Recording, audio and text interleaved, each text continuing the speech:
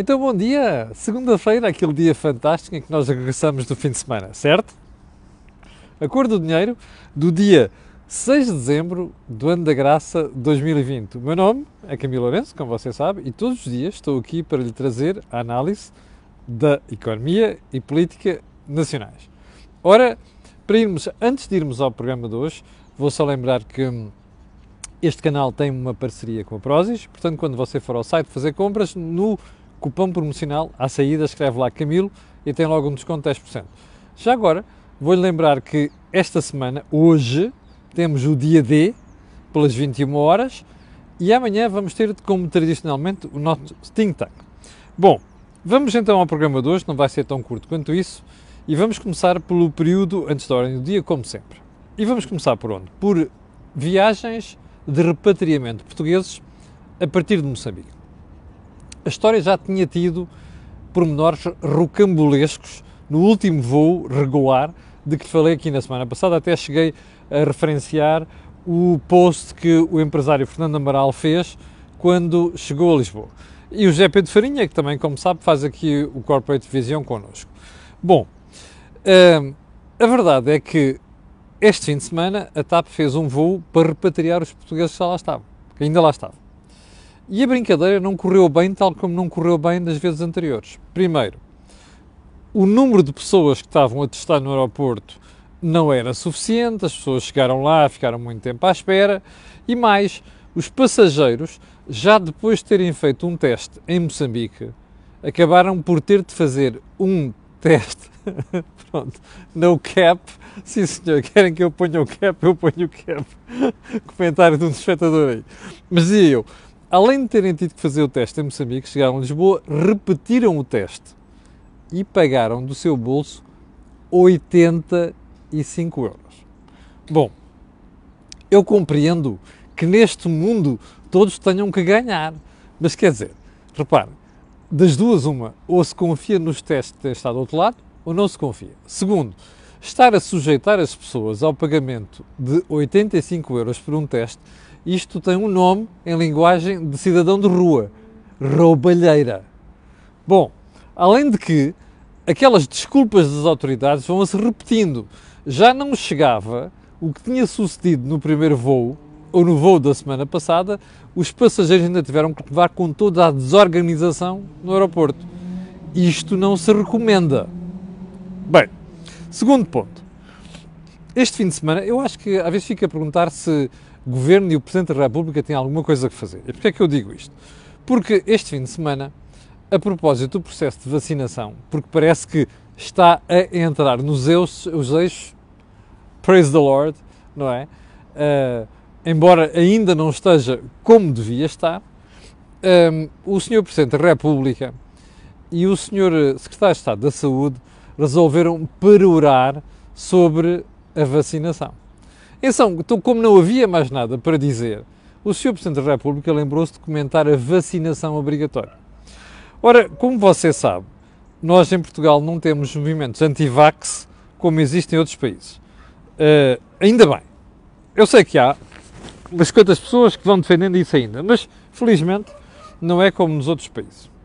Mas, de cada vez que se toca no assunto vacinação obrigatória é uma chatice, porque aparece sempre um maralhau de gente com a conversa de e tal, e os meus direitos, e o diabo 4, e, portanto, nem sequer vale a pena tocar no assunto. Mas não sei porque é que as autoridades, o Presidente da República veio dizer o óbvio, e o Sr. Secretário de Estado também, que é, não, mas a vacinação está a correr bem, se a vacinação está a correr bem, também agora nesta dose de reforço, porque é que nós sequer vamos falar de vacinação? Pois, exatamente por isso. Aliás, vacinação obrigatória. Ora, esse é que é o ponto. O Sr. Secretário de Estado e o Sr. Presidente da República nem deviam ter aberto a boca sequer para tocar no assunto. Não é um assunto. Pode ser um assunto noutras paragens. E eu acho que é. Porque países que estão neste país ricos, que pertencem à União Europeia, que têm taxas de vacinação inferiores a 50%, eu acho que desses casos sim. Agora, estar a tocar na matéria, quando ela não é um problema em Portugal, é só dar gás aos malucos. Ok? Bom, ponto seguinte. Chegou-me para aqui um vídeo, eu ainda pensei que fosse um hoax, de um coro da cidade de Nagasaki a cantar o hino nacional português. porque a cidade de Nagasaki, que foi uma cidade descoberta, o Porto de Nagasaki, não é? Foi praticamente, não é estreado, não se pode dizer assim, mas estreado aos internacionais pelos portugueses na Idade Média. Os portugueses descobriram Nagasaki e ligaram Nagasaki ao resto do mundo. E parece que os japoneses estão mais gratos por isso do que nós. Porquê é que eu digo isto? A ser verdade, o vídeo que circula aí do coro da cidade de Nagasaki a cantar o hino nacional português, como homenagem por aquilo que os portugueses fizeram na Idade Média, é brutal. O que é estranho nisto é que os portugueses, não é, que estão no centro daquilo, nem sequer ligam nenhuma ao assunto. Por falar nisso, não vi referência nenhuma àquilo na comunicação social portuguesa, assim como muito menos vi referência àquilo nas televisões portuguesas. Olha, sign of the times. Ponto seguinte. A Dialmar ainda não está liquidada. Parece que ainda estão a tratar do processo. Não! Já agora uma coisa. Há pelo menos uma excelente proposta em cima da mesa para salvar uma parte dos ativos e empregar as pessoas que ficaram desempregadas ou que vão ficar desempregadas. Não é? Estão à espera de quê para resolver o processo? Vamos ser honestos. Desta vez, a culpa é do tribunal, onde aquela brincadeira está metida. É só um pormenor. Já viu onde é que falha as leis portuguesas? Não é as leis, é depois o processo. Porque, repare, fazem-se leis com as... Ou melhor, não é as leis, não é o processo, é as leis. Porquê? Fazem-se as leis com as melhores intenções e depois acaba nisto. Em qualquer país anglo-saxónico ou num país onde se preocupa com o devir empresarial, ou seja, a atividade empresarial, estas brincadeiras resolvem-se num ápice, percebe? Mas depois podia ter feito, pois podia muita coisa, não é? Como dizia o Sr. Presidente da República um dia, se a minha avó tivesse rodas era um autocarro, não é? Isto não tem sentido nenhum. Os tribunais têm que acelerar o processo, liquidar a Dialmar e deixar que aquela empresa ou os ativos sejam comprados por quem tem interesse e quem sabe gerir empresas, percebe? E quem sabe que é criar postos de trabalho. É que não sei se a malta do tribunal percebeu isto, não sei se o juiz já percebeu isto, mas estão em causa cerca de 200 postos de trabalho, numa região onde eles também não aparecem assim, percebe? Por dar cá aquela palha, por menor. Bom, se calhar estão à espera que os compradores desistam, digo eu. Faites la liaison. Bem, Pinto Costa. Jorge Nuno Pinto Costa, presidente do Futebol Clube do Porto, que terá dito neste fim de semana, deixe-me lá ver aqui, está na capa do Correio da Manhã, está também de outros jornais, mas foi aqui que eu vi. Pinto Costa diz que não há provas de desvio de verbas, continua o Futebol Clube do Porto. E até, aliás, já há outro jornal, salvo erro, já não me lembro quem é, se é a Bola, se o que é, diz que, já não me lembro qual é o jornal, diz que Pinto Costa está de consciência e alma limpas e que no dia em que apresentarem provas ele sai do Porto. Bom, eu já comentei aqui o assunto na semana passada, as acusações que o Ministério Público faz a Jorge Nuno Pinto Costa e a outras pessoas são muito graves, mesmo muito graves. Mas há aqui um ponto importante, é que, como já se percebeu, isto é a resposta de Pinto Costa à ofensiva da Justiça. E eu acho que isto é um preemptive strike, ou seja, é uma resposta preventiva. Porquê? Porque Pinto Costa, julgo eu, il mio naso diz-me que ele já percebeu qual é que pode ser a estratégia, que é fazerem o mesmo que fizeram Luís Fifiero. E, portanto, já tivemos esta semana uma demonstração de como é que se faz um ataque preventivo. Estas suas declarações, e salvo ver as declarações que aconteceram ao meio da semana dos Super Dragões, da claque Super Dragões, a dizer que só por cima deles é que chegarão a ele. Portanto, não vale a pena perder muito tempo com estas coisas, é importante deixar a justiça funcionar. Ninguém deseja ninguém condenado nem ir a tribunal, mas a verdade é que nestas matérias é preciso ter alguma serenidade de deixar a justiça funcionar. E depois o resto é conversa. Bom, vamos então à agenda de hoje, e não era para ser o assunto principal, Eduardo Cabrita, mas vai ser. Mas antes disso vamos só passar pelo pela dissolução do Parlamento. Como você sabe, o Presidente da República resolveu dissolver o Parlamento ontem, mas pela primeira vez em democracia dissolve-se o Parlamento, mas não se demite o Governo. O que significa que o Governo continua em funções. E a conversa que para aí vai, sobretudo para uma maltinha de esquerda, nomeadamente com os jornalistas encostados à esquerda, é o Governo mantém todos os seus poderes. Bom, era só o que faltava. Repare uma coisa. Eu percebo que haja muito especialista em Constituição da República Portuguesa, mas é preciso um bocado de bom senso. Reparem lá um pormenor. A quem é que responde o Governo? Ao Parlamento. É assim numa democracia parlamentar. Ora, se o Governo responde ao Parlamento por carga d'água, é que estando o Parlamento demitido, o Governo há de manter todas as suas funções, todos os seus poderes. Isto não faz sentido. Ok, vão-me dizer assim, existe uma comissão permanente do Parlamento que acompanha a atuação do Governo. Not enough. Não é suficiente e uma comissão parlamentar, uma comissão permanente não responde, não tem as mesmas funções e não tem a mesma legitimidade do que têm 230 deputados do Parlamento. E isto é inelutável e não me venham com histórias. Portanto, se quiserem justificar favores porque são amigos do António Costa ou do Governo, ou outra coisa qualquer, e vir dizer estas coisas, eu percebo. Mas tenham a hombridade de fazer declaração de interesses e, sobretudo, não vir a tirar areia para os olhos portugueses. O Governo não pode manter os mesmos poderes. Por uma razão muito simples. Estamos num período transitório até haver eleições. E dessas eleições vai sair um Parlamento e desse Parlamento é que vai sair o novo Governo. Portanto, a situação não é a mesma. Segundo ponto, que eu queria justificar porque é que trago aqui o assunto do Eduardo Cabrita. É que este assunto está para durar. E vou-lhe mostrar porquê. Já não bastava o que se passou no fim de semana, aliás, sexta-feira e depois no fim de semana, que foi uma absoluta vergonha. Mas você tem hoje a manchete do jornal I. E diz assim, acusação ao motorista Eduardo Cabrita. Testemunha que Iliba-ministro não ia no carro. Então, o que é que nos diz aqui a manchete? Eu vou-lhe ler. A procuradora enganou-se na acusação e diz que iam 5 pessoas no carro, entre as quais um homem do Corpo de Segurança Pessoal da PSP, quando na verdade essa pessoa ia no carro de trás. Como sabe, as comitivas têm vários carros. Ora bem, agora vem uma citação, aspas. É ele, esse elemento do Corpo de Segurança Pessoal, o único que tem legitimidade para exigir que se ande mais depressa ou mais devagar,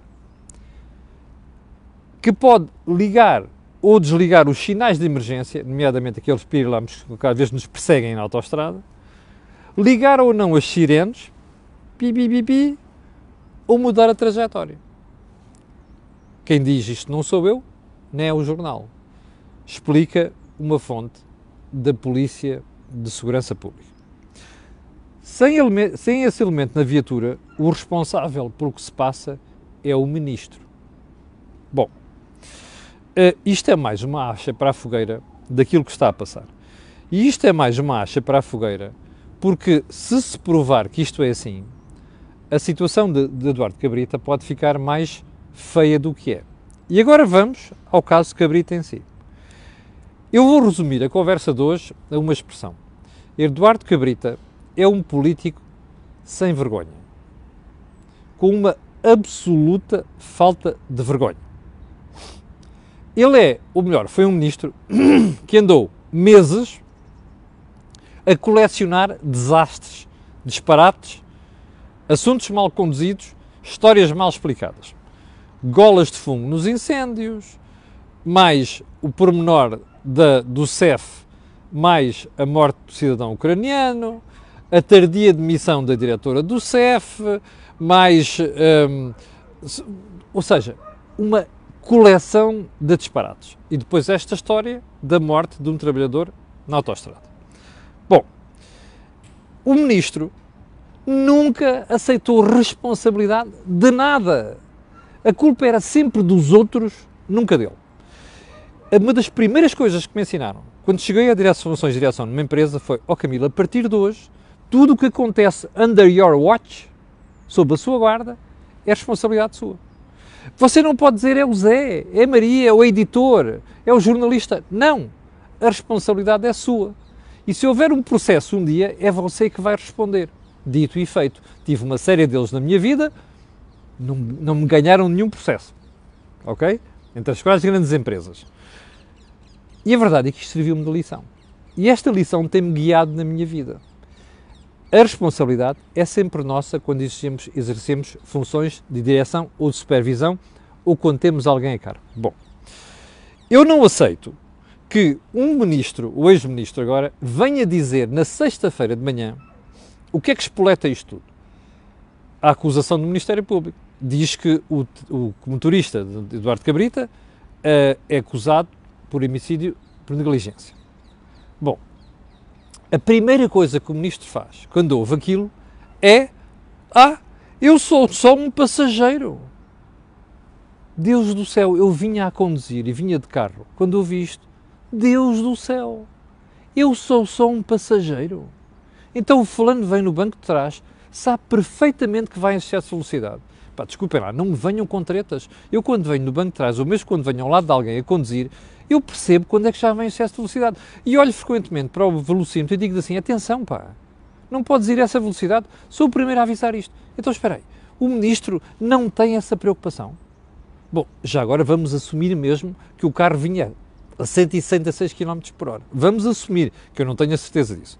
Bom, até porque o Francisco Frois, que já publicou aqui uma coisa no Facebook, diz que era melhor fazer a conta-prova. Mas enfim. Bem, agora, repara uma coisa. O ministro que diz isto de manhã e depois, ao final da tarde, já sabemos que o ministro foi para a rua. E a primeira pergunta que a gente faz é: espera aí, eu estou a ouvir bem? A ouvir todo aquele perorar de Eduardo Cabrita? É que ele passa, literalmente, uma série de minutos a autoelogiar-se. Aquilo é de vómito. O que Cabrita fez no momento da despedida é de vómito. Porque parecia que estava ali a falar do super-homem e que não havia responsabilidades nenhumas a apurar no processo. E depois tem o descaramento de dizer: estou aqui por lealdade ao Primeiro-Ministro. Não. Cabrita esteve estes anos todos no lugar apenas por uma razão. Porque dava jeito ao Sr. Primeiro-Ministro, porque servia de espécie de colete à prova de balas, porque concentrava em si os ódios, em vez de serem canalizados para o Primeiro-Ministro.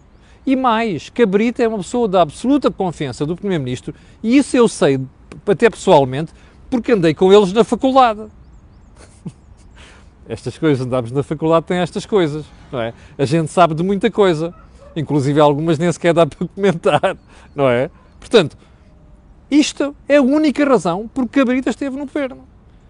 Bom, pormenor. Eu é que anunciei a minha demissão. Eu ouvi analistas na sexta-feira, em tudo quanto é sítio: não, um até dizia assim: o Primeiro-Ministro pode nem aceitar a demissão. Desculpem lá, não foi Cabrita que se demitiu. Foi o Sr. Primeiro-Ministro, quando percebeu a acusação, que decidiu que Cabrita ia para a rua. Foi o Primeiro-Ministro que comunicou a Eduardo Cabrita que ele já não podia continuar do governo. Porque, para uma coisa, se Cabrita tivesse apresentado a sua demissão de motu próprio, nunca diria de manhã: eu sou só um passageiro, não é? Ele diria assim: meus senhores, eu era um passageiro, mas não posso deixar de tirar consequências disso. Portanto, eu vou apresentar a minha demissão ao Primeiro-Ministro, ou já apresentei a minha demissão ao Primeiro-Ministro. Não faz a figura de eu sou só um passageiro. Eu sou só um passageiro, quer dizer que Cabrita não se ia demitir. Ponto final. À tarde demitiu-se porque o Sr. Primeiro-Ministro decidiu que ele não podia continuar no governo. E já agora o mais importante: porque é que Costa decide que ele não pode continuar no governo? Por duas razões: homicídio por negligência. E o ministro ia no carro. Portanto, isto ia servir de bombo da festa na campanha eleitoral.